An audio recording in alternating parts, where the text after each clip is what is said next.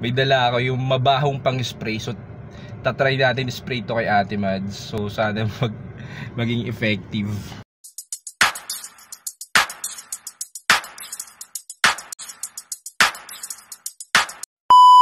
So what's up mga B, for today's video? Dumating yung kapatid ko galing ibang bansa.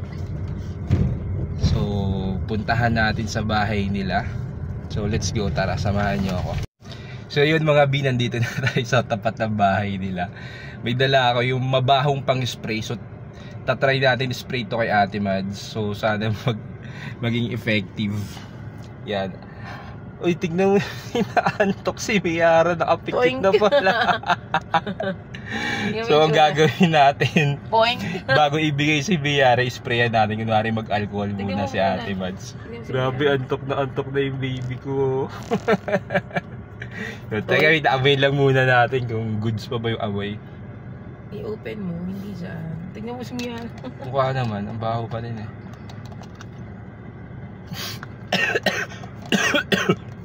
So goods pa rin yung amoy niya. Napaka-patid. So tara na babe, baba na tayo. Yan na babe. Dapat sinagad mo pa rin. Wala, hindi nga kasha. Alis din naman tayo. Nag-i-e-bike tayo. So yun, no, naka-aircon sila, sakto.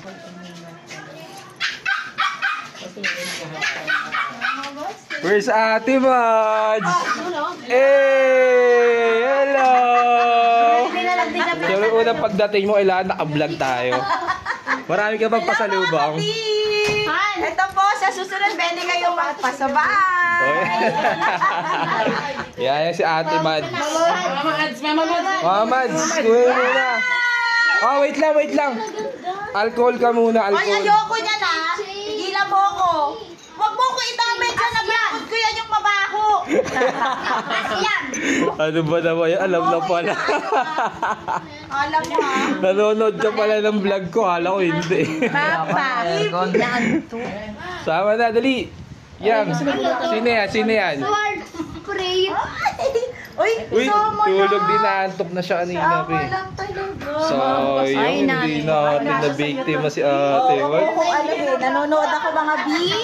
Alam ko mga B, amoy tae yan mga B. Wow, dahil pasalubong ah. Oh, bye-bye na, bye-bye.